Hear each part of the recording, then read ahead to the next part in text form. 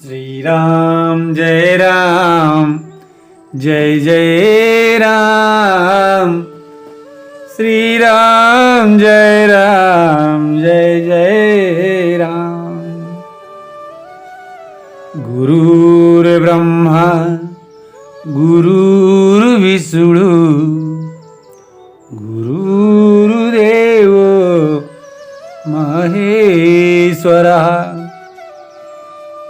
गुरुर् साक्षात् परं ब्रह्म तस्मै श्री गुरुवे नमः। करेण वीणां परिवादयन्तीं तथा जपन्तीमपरेण मालाम्। मरालिपृष्ठां संसन्नविष्टां सरस्वतीं तां शिरसा नमामि। सरस्वतीं तां शिरसा नमामि।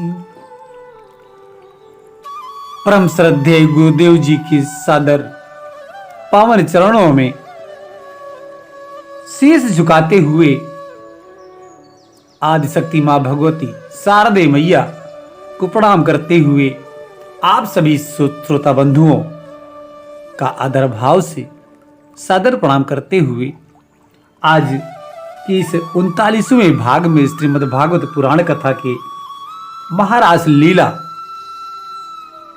का हम वर्णन करेंगे।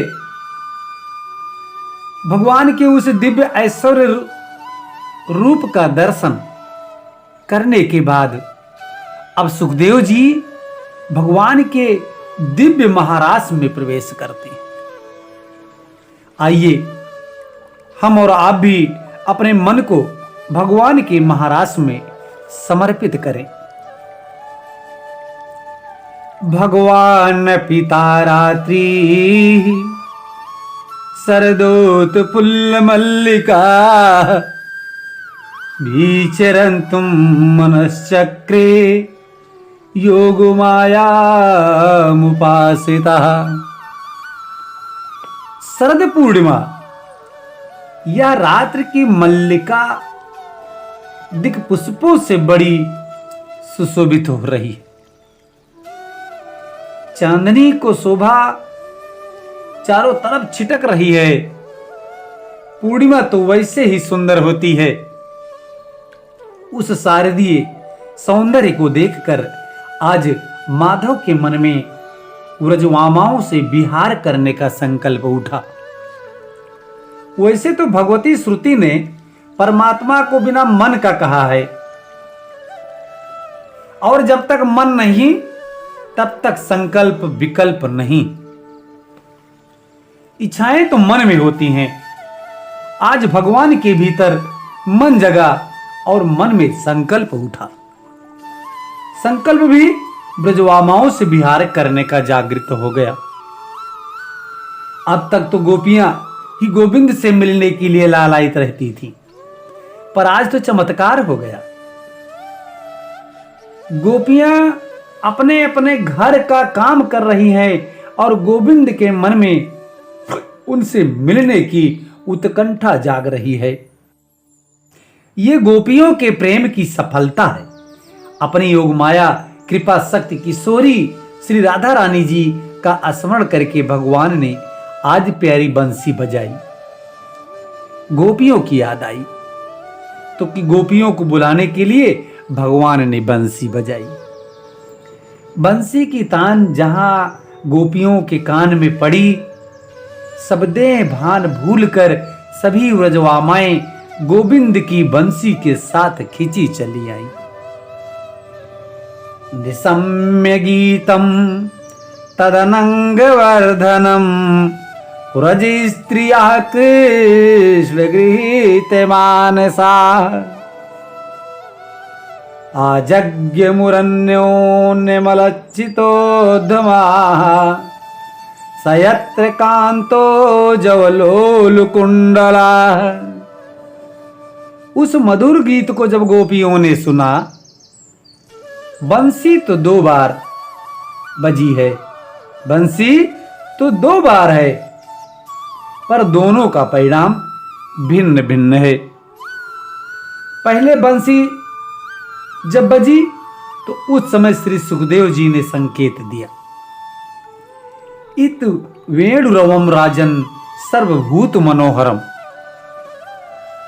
प्राणी मात्र भगवान के उस वेणुरव से मोहित हो गए, पाषाण भी द्रवीभूत हो गई, यमुना की धारा भी स्तब्ध हो गई, सारा त्रिभुवन मोहित हो गया। पर आज ऐसा नहीं हुआ। रास बिहारी ने जब महारास करने के लिए बंसी बजाई तो जगो कलम वाम दृशाम मनोहरम। इस बंसी को केवल ब्रज की गोपियों ने सुना, और ब्रज गोपियों में भी जिनका चीरहरण भगवान कर चुके हैं और जिन्हें महारास में आने का वचन दे चुके हैं, उन्हीं गोपियों ने बंसी सुनी। ये चीरहरण क्या है? सवाल होता है। परमात्मा के दिव्य रस के रसास्वादन का अधिकार है चीरहरण। चीरहरण हुए बिना महारास में गति नहीं। जब तक जीवात्मा और परमात्मा के बीच में ये जो सूक्ष्म आवरण है, जो माया का आवरण है, जब तक ये हरि न चुरावे तब तक जीव उस दिव्य रस का अधिकारी नहीं बन सकता। घूंघट के पट खोल तो पिए मिलेंगे। प्रिया प्रीतम के बीच में ये घूंघट का जो माया रूप पट पड़ा है, इसी का हरण करते हैं हरि, क्योंकि घूंघट का पट भी तो प्रियतम ही उघारते हैं। तो सोई जानाई जहीं दियहु जनाई, जानत तुम ही होई जाई। वे जिसे अपना रस देना चाहते हैं, उसी की आंखों से ये माया का घूंघट उठा देते हैं। और ब्रह्मवेद ब्रह्मणो भवति, जहां उस ब्रह्म का अपरोक्ष साक्षात्कार हुआ, उस दिव्य रस का एक बार रसास्वादन किया कि वह महाराज का परम पात्र बन गया। नूतन जलधर रुचये गोप बधूटी दुकूल चौराय, तस्मै कृष्णाय नमः संसार महीरुहस्वीजाय। नैयायिक मंगलाचरण करके इस चीर हरण का ध्यान कर रहे हैं। गोप बधूटियों के दुकूल की चोरी करने वाले श्री कृष्ण को हमारा नमस्कार है। धर्म सम्राट स्वामी श्री करपात्री जी महाराज इसका बड़ा सुंदर अर्थ करते हैं। गोपाह जीवाह तेसाम बधूटया बुद्धया तासाम आवरणान अज्ञानान। गोप रूपी जीव की बुद्ध रूपी गोपी में ज्ञान रूपी जो आवरण दुकूल पड़ा है, उस अज्ञान के आवरण का हरण करने वाले हैं श्री हरि। चीर हरण लीला अर्थात आवरण भंग लीला। एक बार जिसका आवरण हरण हो जाए तो वह फिर जीव संसार में भले ही रहे, पर संसार की माया उसे प्रभावित नहीं कर सकती। माया में रहकर भी माया से जो निर्लिप्त रहे, उसका नाम महात्मा है। तो गोपियां अब संसार में तो हैं, संसार के व्यवहार भी कर रही हैं, परंतु सब कुछ करती हुई भी महात्मा हैं। आज गोपियां महात्मा ही तो बन गईं, और इसीलिए तो कन्हैया की बंसी जहां कान में पड़ी कि सारे जगत को तिनके की तरह त्याग करके ही गोपियां चल पड़ी। प्रथम सुने भागवत भक्त मुख भगवत वाणी, द्वितीय आराधे भक्ति व्यासी नव भात बखानी, तृतीय करे गुरु समझ दक्ष सर्वज्ञ रसीलो, चौथे होय विरक्त वसे वनराज जसीलो, पंचम भूले दे सदी छठे भावना रास की, साते पावे रीति रस श्री स्वामी हरिदास की। बोलिए भागवत भगवान की जय। भगवत रसिक जी कहते हैं, पंचम भूमिका में साधक जब देह का भान भी भूल जाता है, तब परमात्मा की दिव्य महारास का अधिकारी बनता है। आज गोपियों की वही स्थिति हो गई। बंसी सुनी सब भाग खड़ी हुई। एक गोपी गैया दूर रही थी और जहां बंसी सुनी कि दोहनी को वहीं पटका और सीधी भागी चली गई। एक गोपी चूल्हे पर बैठी हलवा बना रही थी। जैसे ही बंसी सुनी तो करछली हाथ में लिए चली गई और कढ़ाई चूल्हे पर ही चढ़ाई छोड़ दी। और एक गोपी अलंकार धारण कर रही थी तो नाक की नथ कान में ही लटकाई के चली गई। एक गोपी कपड़े पहन रही थी तो उल्टे सीधे कपड़े पहन कर चली गई। एक गोपी अंगराग लेपन कर रही थी, जहां बंसी कान में पड़ी तो अंगराग तो जहां लगा रखा था उसे वैसा ही लगा छोड़ा। आंख में काजल लगा रही थी और बंसी सुनाई पड़ी और दूसरी आंख में बिना काजल लगाए ही चली गई।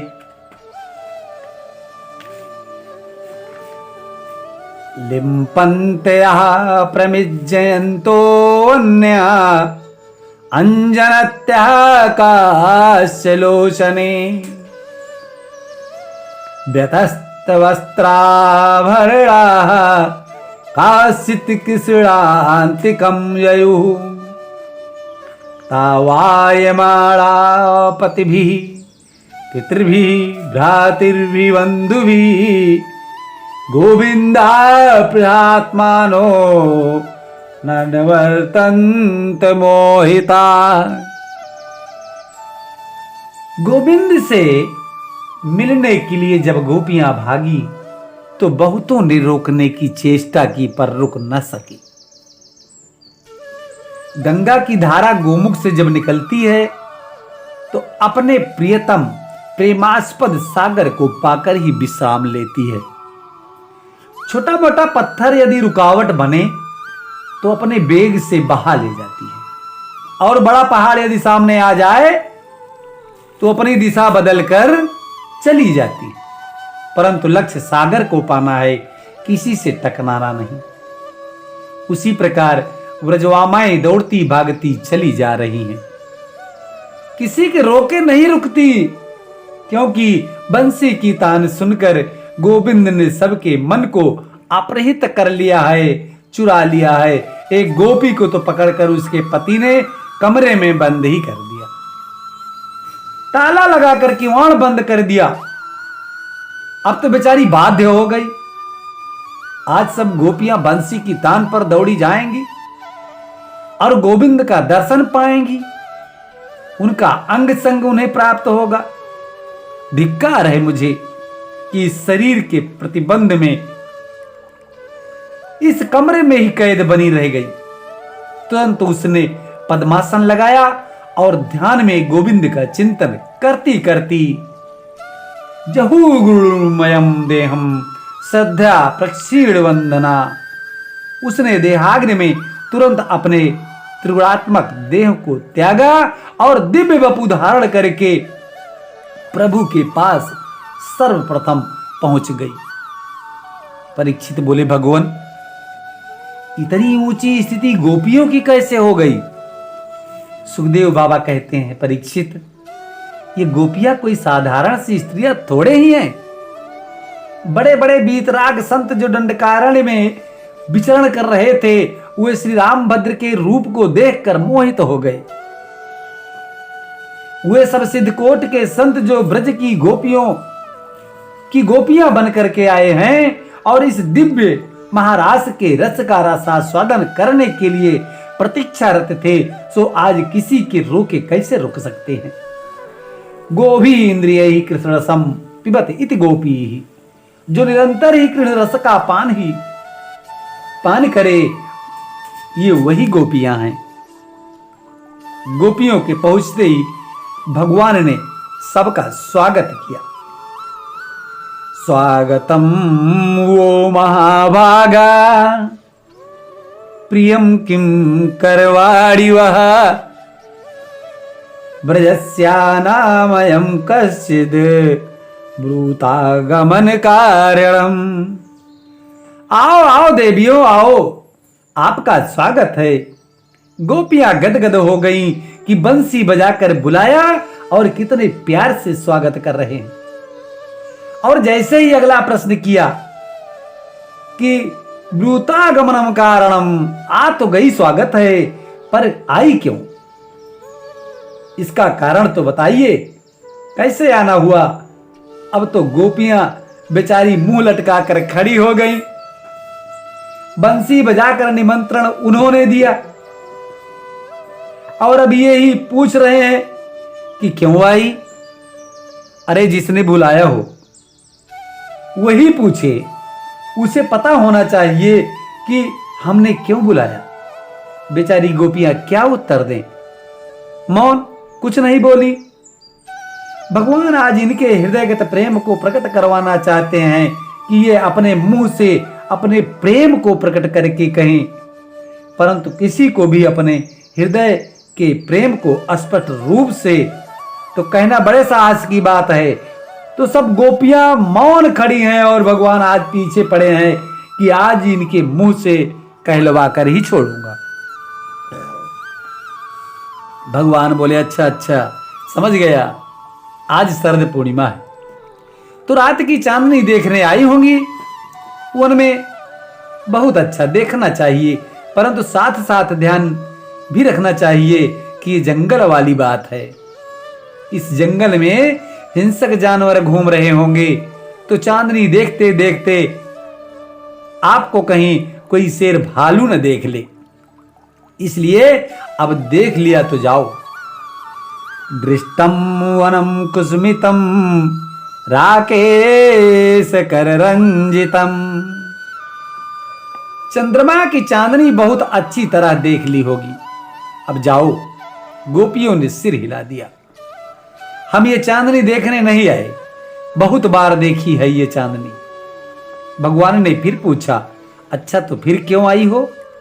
ओहो, लगता है कि अपने पतिदेव से झगड़ा हो गया होगा, सो भाग आई। ऐ देवियों, चाहे जितना महाभारत हो जाए घर में, पर कोई भी स्त्री को घर छोड़कर नहीं भागना चाहिए। पता है, स्त्रियों का परम धर्म पति की सेवा करना है। स्त्री का पति ही परमात्मा होता है। पति परमात्मा की सेवा करो, घर में जाओ। पति भले ही क्रोधी, निर्धन हो, कोढ़ी हो, कैसे भी हो, पति स्त्री ब्रह्मातव्यो। गोपियों ने सिर हिला दिया। महाराज, हमारा किसी से कोई झगड़ा नहीं हुआ है। भगवान ने फिर पूछा ब्रज पर कोई संकट आया नहीं? चांदनी देखने आई नहीं? परिवार में झगड़ा हुआ नहीं? तो क्या मुझसे मिलने आई हो? मेरे प्रेम में खिंची चली आई हो? तो एक बात और सुन लो कि ये प्रेम तभी तक अच्छा रहता है जब तक दूरी बनी रहे। अति परिचयाद अवज्ञा, जब अति परिचय हो जाता है, निकटता बढ़ने लगती है, तो मन में अंदर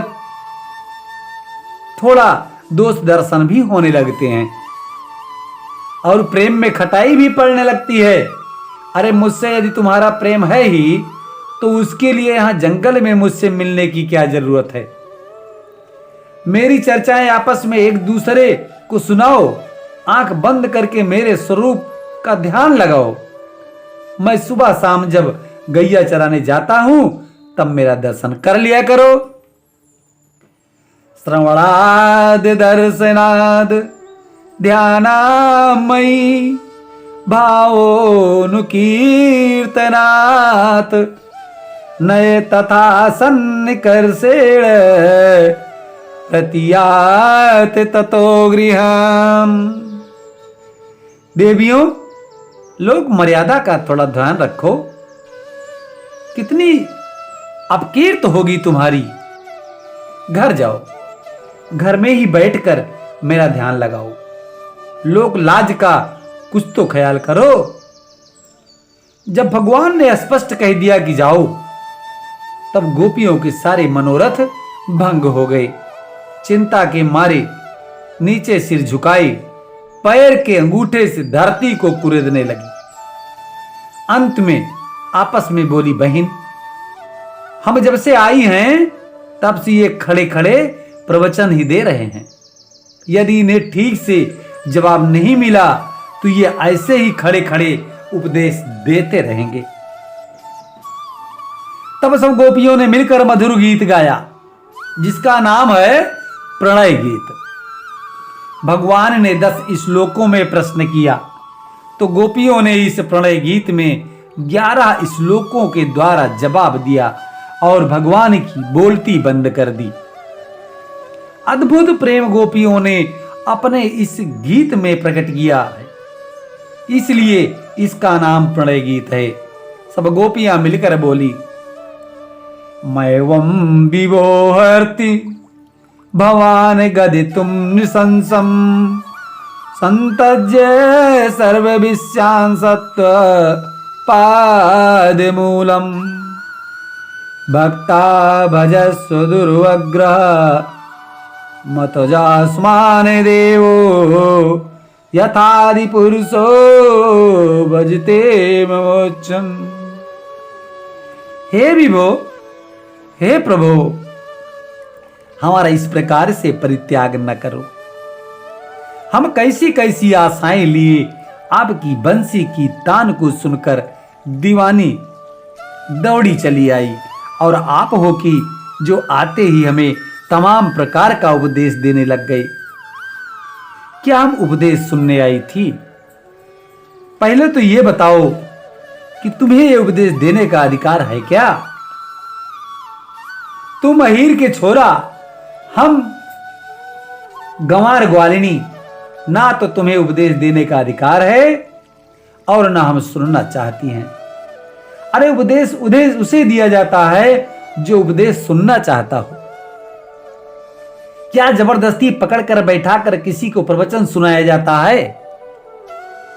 हम सुनना नहीं चाहती और जब से आई हैं तब से आप यही प्रवचन सुनाते जा रहे हैं, इसलिए ऐसा मत बोलो। हम ये सब सुनने नहीं आई हैं प्रभु, हम तो आपको भोग लगाने आई हैं। भक्ता भजस्व दुर्वग्र मातयास्मान, भात का भोग लगाने आई हैं। भक्त और भात में बहुत सामंजस्य है। ये जो भात शब्द है वह भक्त शब्द से ही बना है, इसलिए भगवान को जैसे भक्त प्यारे हैं ऐसे ही भगवान को भात भी बहुत प्यारा है। जहां भी भगवान को पवाने वाली बात आती है तो प्रायः भात की चर्चा भोजन में जरूर आती है। राम जी महाराज भी जब चक्रवर्ती जी की गोद में बैठकर पा रहे थे तो क्या था,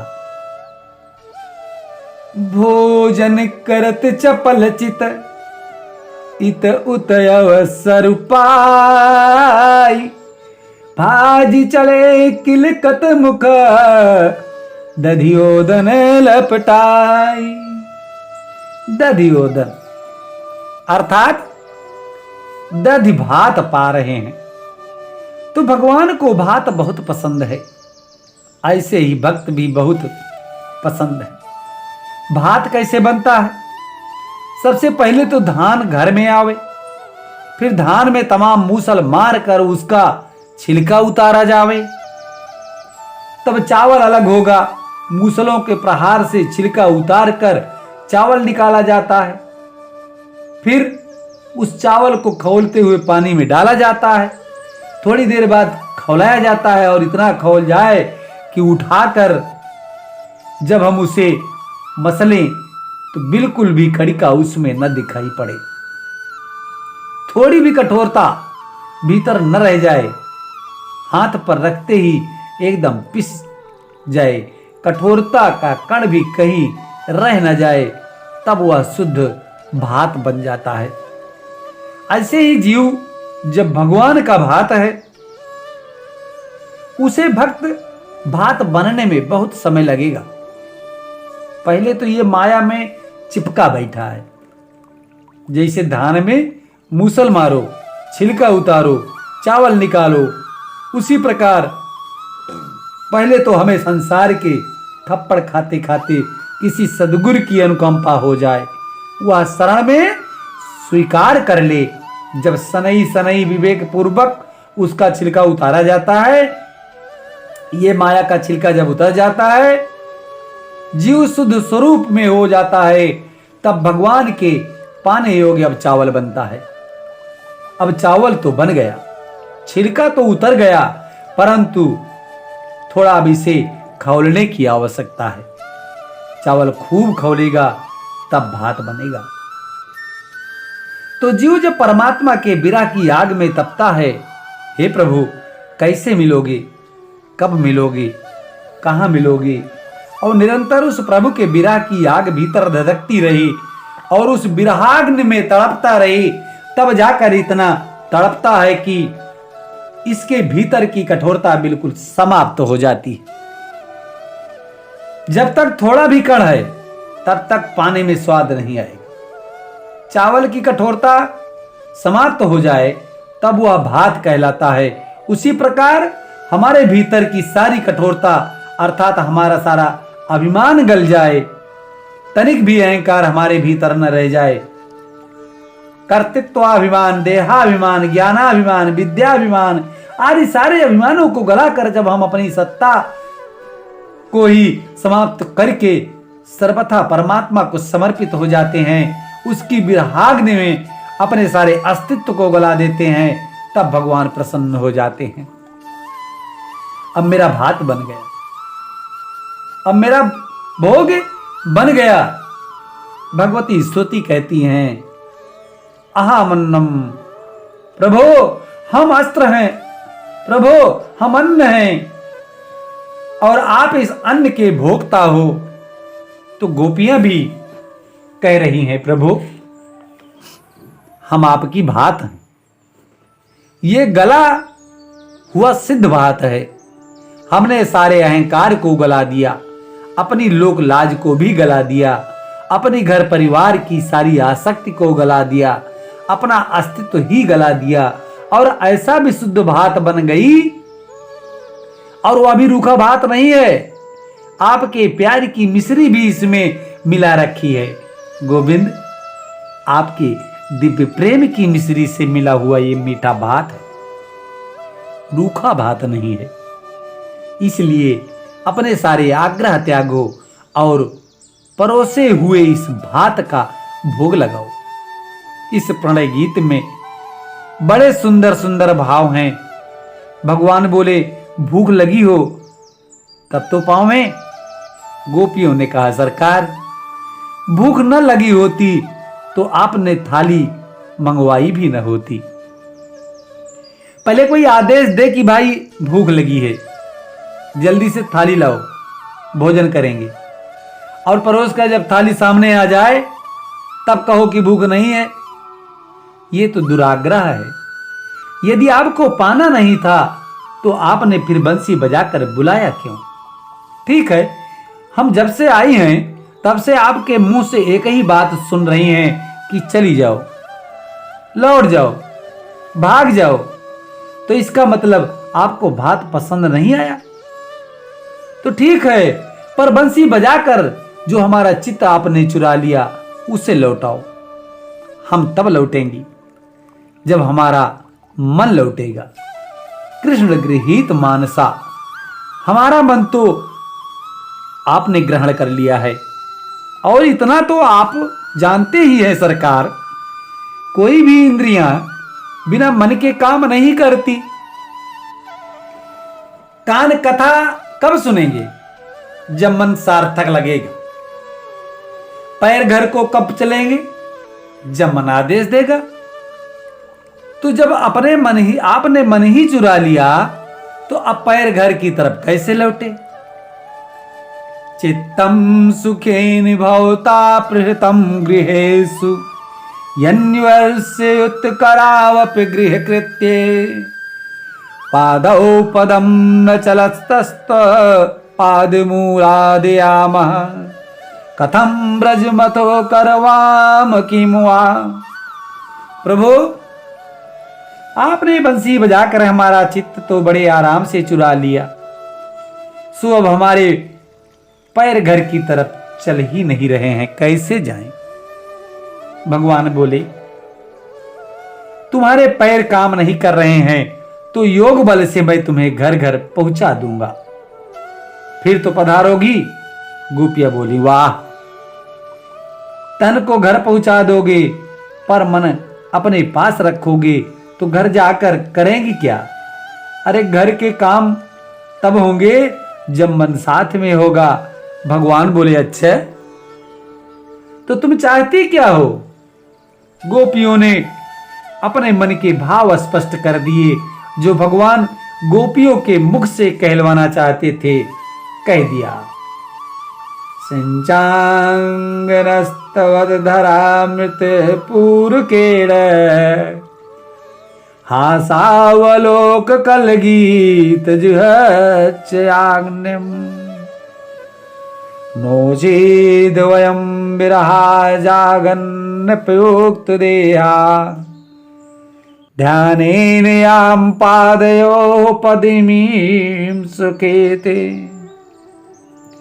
हे सखी, आप अपने दिव्य अधरामृत में हमें क्रियार्थ करो, अभिसिंचित करो।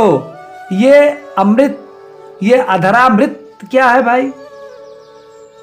संत बहुत सुंदर अर्थ करते हैं। धरती इति धरा, धरा अमृतम, धरा अमृतम, धरा अमृतम न भवत इति अधरा अमृतम।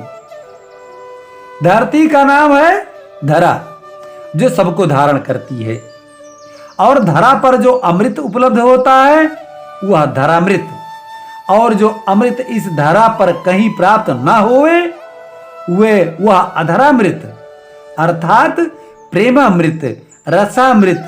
गोपियों ने उस रस की याचना गोविंद से की जिसका श्रुतियों ने वर्णन किया है।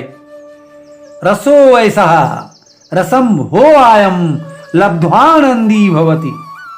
वह परमात्मा स्वरूप है, वह परमात्मा रस स्वरूप है। उसके उस दिव्य लौकिक अभौतिक अप्राकृतिक रस का जिसने रसास्वादन कर लिया वह जीव आनंद स्वरूप हो जाता है। गोपियां उसी रस की याचना प्रभु से कर रही हैं, और सावधान भी कर दिया कि यदि आपने हमारा मनोरथ पूर्ण नहीं किया, अर्थात वह रस हमें प्रदान नहीं किया, तो आपके प्रेम में हम अपने शरीर का परित्याग कर देंगी।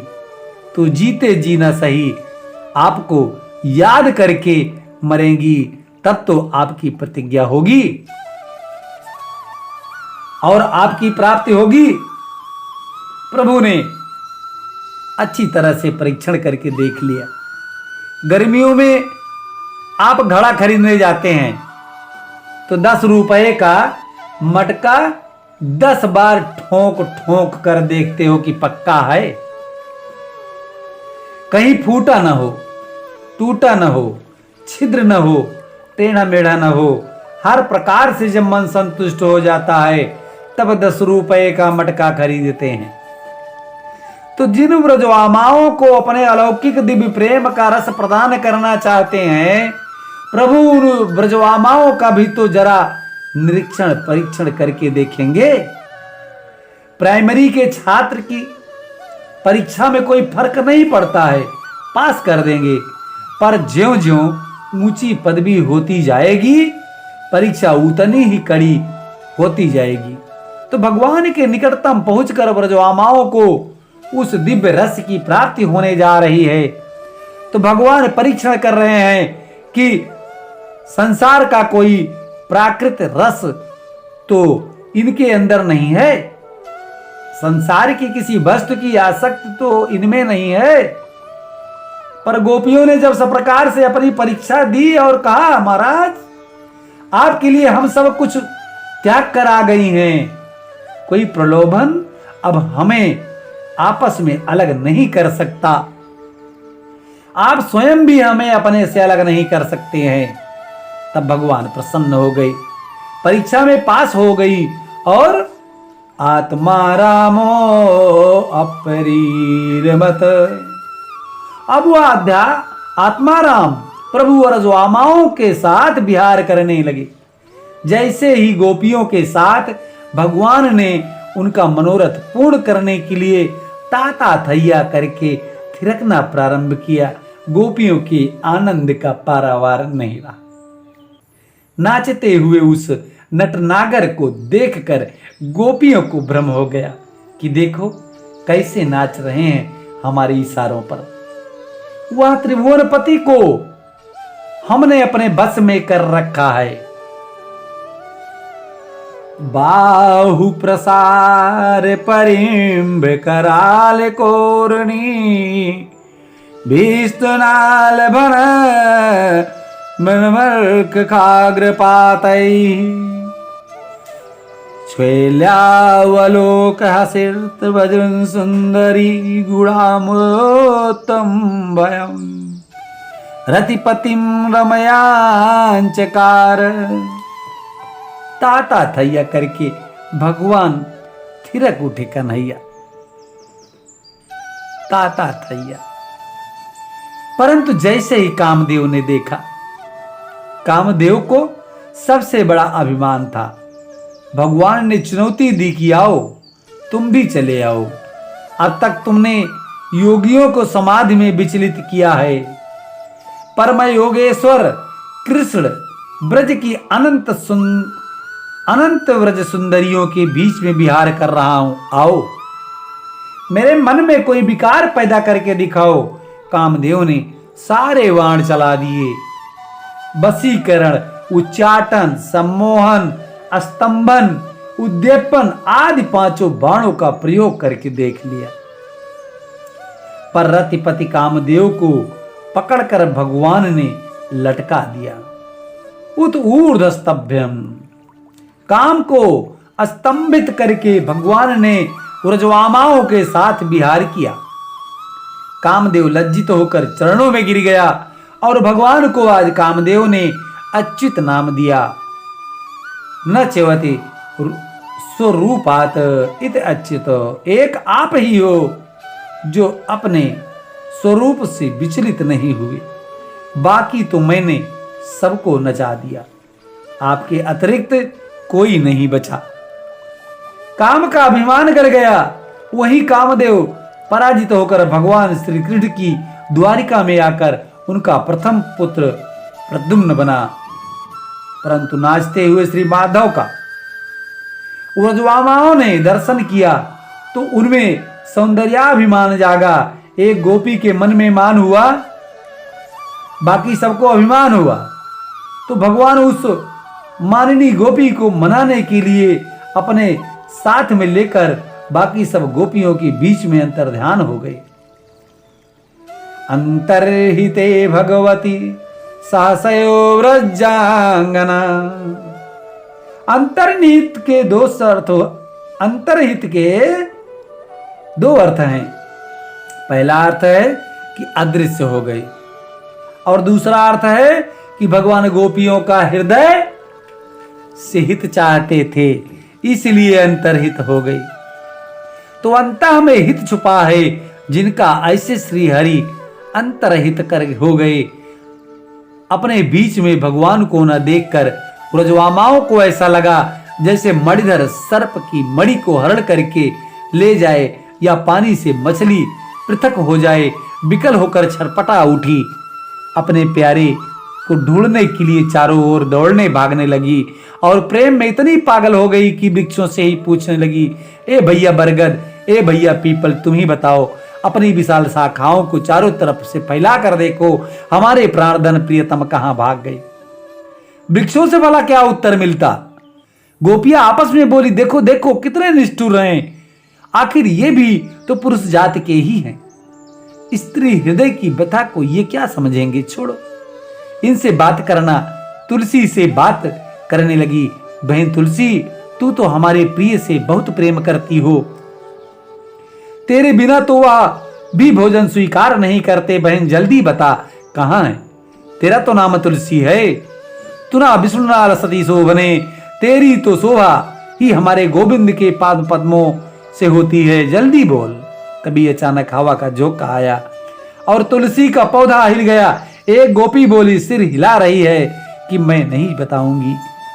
तो तुलसी को भी खरी खरी सुना दी, अरे बहन, इससे तो पूछना ही बेकार था, ये तो हमारी सौत लगती है, ये हमें भला क्यों बताने चली। आगे चलो। कुछ आगे बढ़ी तो एक जगह खूब हरियाली नजर आई। एक बोली, सखी, चिन्हित कन्हैया, निश्चित रूप से कन्हैया यहीं छुपे हैं। देखो ये पृथ्वी कितनी रोमांच कंटकित हो रही है, ये पृथ्वी की रोम खड़ी हो रही है, अर्थात इसका शरीर पुलकित हो रहा है। हमारे प्राण प्यारे प्रभु के स्पर्श से ही ये इतनी पुलकित हो सकती है और दूसरा कोई कारण नहीं है। अरे बहन पृथ्वी, तू बोल कहां छुपा रखे हैं। तेरी पुलकावली बता रही है कि तेरे पास कहीं यहीं छुपे हैं। तेरा अंग अत्यंत रोमांचित हो रहा है। मानो पृथ्वी ने कहा, देवियों, ये तुम्हारा भ्रम है, ये जो हरियाली तुम देख रही हो ये तो तुम्हारे श्री कृष्ण के जन्म से भी पहले की है। गोपियां बोली, नहीं नहीं, ये हम मानने को तैयार नहीं, हमारे प्यारे का अंग संग हुए बिना तो इतनी रोमांचकंटित हो ही नहीं सकती। हाँ, ये बात और है कि श्री कृष्ण रूप में ना सही तो जब हमारे प्यारे वामन बनकर तुझे नाप रहे थे अपने श्री चरणों से, तब से उनके चरणों का अंग संग पाकर तो पुलकित हो गई। पृथ्वी ने कहा, नहीं नहीं, वामन जी का भी जन्म नहीं हुआ था, उससे पहले की हरियाली है। तो तीसरी गोपी ने जवाब दिया, अरे वामन रूप में ना सही तो जब हमारे प्यारे वराह बनकर हिरण्याक्ष के चंगुल से तेरा उद्धार करने गए थे, उस समय हमारे प्रियतम का वराह रूप में परिरंभण कर लिया होगा, तूने आलिंगन किया होगा, तब से तू रोमांच कंटकित हो रही है, पुलकित हो रही है। किम ते कृतं क्षिति तपोवत केशवांग स्पर्शो अत पुलकितांगरैर्विभासि अपिंग रस संभो उल्क्रमा विक्रमाद्वाहो वपुषा परिरंभणेन को जड़ को चेतन न कछु जानत बिरही जन। प्रेमी को बोध नहीं रहता कि मैं किससे बात कर रहा हूं। गोपियां गोविंद का पता सबसे पूछती हुई इतुन्मत्वचो गोप्य उन्मत्तवत विचरण कर रही हैं। इतना सब ढूंढने पर भी जब प्यारे नहीं मिले तब गोपियों ने फिर युक्ति से काम लिया, क्या करें। एक बोली, चलो लीला अनुकरण करते, जैसी लीलाएं प्रभु ने की है वैसी ही हम तो नहीं कर पाएंगे, ऊट पटांग लीला करेंगी। तू वे हाथ पकड़कर जरूर कहेंगे ऐसे नहीं ऐसे करो, बस पकड़े जाएंगे। हाँ ये ठीक है। तब तो एक गोपी यशोदा मैया बन गई और एक गोपी कृष्ण कन्हैया बन गई, एक गोपी पूतना बन गई और एक कृष्ण बनी। गोपी ने पूतना बनी गोपी को मारने का अभिनय किया। गोपियां सब तालियां बजाने लगी। पूतना मर गई, पूतना मर गई, पर माधव नहीं आई। एक गोपी अपनी चुनरी को आकाश में उड़ाकर कहती है, ब्रजवासियों मत घबराओ, मैंने गोवर्धन उठा लिया, ये इंद्र तुम्हारा कुछ नहीं बिगाड़ेगा। माभेष्टवात वर्षाभ्याम तत्राणम विहितम मया। माधव फिर भी नहीं आए। सारी लीलाओं का अनुकरण कर लिया। एक गोपी तो कृष्ण बनकर इतनी तन्मय हो गई कि कहती है कि कृष्णो अहम पश्यम गतिम, देखो देखो मेरी चाल देखो, मैं ही कृष्ण हूं। जैसे ब्रह्म चिंतन करते करते बड़े बड़े सिद्ध संत सो हम की सत्ता में स्थित हो जाते हैं, आज गोपियों को भी कृष्णाद्वैत प्राप्त हो गया। इतने पर भी प्रभु नहीं आए। गोपियां अन्वेषण करती जा रही हैं। एक गोपी बोली, सखी देखो देखो ये चरण चिन्ह दिखाई दे रहे हैं, इसका मतलब है इसी रास्ते गए हैं। आगे बढ़ी तो कुछ फूल बिखरे हुए मिले। एक बोली, सखी हमारे प्यारे के साथ साथ एक चरण चिन्ह और दिख रहे हैं, इसका मतलब वह अकेले नहीं हैं, कोई उनके साथ भी है। ये कौन है जो अकेली श्री कृष्ण को अपने साथ लेकर चली गई? अरे सखी देख देख, यहाँ पर हमारे प्यारे के चरण बहुत गड़े हुए मालूम पड़ रहे हैं, इसका मतलब उसे कंधे पर बैठाया है और ये फूल टूटे हैं। ओहो समझ गई, यहाँ पर फूल चुन चुन कर उनका श्रृंगार किया होगा। इस प्रकार से सभी गोपियां अपने प्रियतम को, अपने कृष्ण को, अपने कन्हैया को ढूंढ रही हैं, वो ढूंढे से नहीं मिल रहे हैं। और साथियों, कथा प्रेमी सज्जनों, अब हम इसके आगे की कथा, गोपियों को कृष्ण के ढूंढने की कथा, इस महारास की कथा हम अगले अपने 40वें भाग में हम आपको आपके बीच लेकर के आएंगे। तब तक के लिए अंत में एक बार भगवत नाम संकीर्तन एक बार में करें और फिर तत्पश्चात विदा लेंगे। श्री राम जय जय राम, श्री राम जय जय राम, श्री राम जय जय राम, श्री राम जय राम।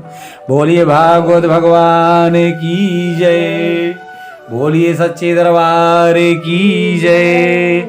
हर हर महादेव।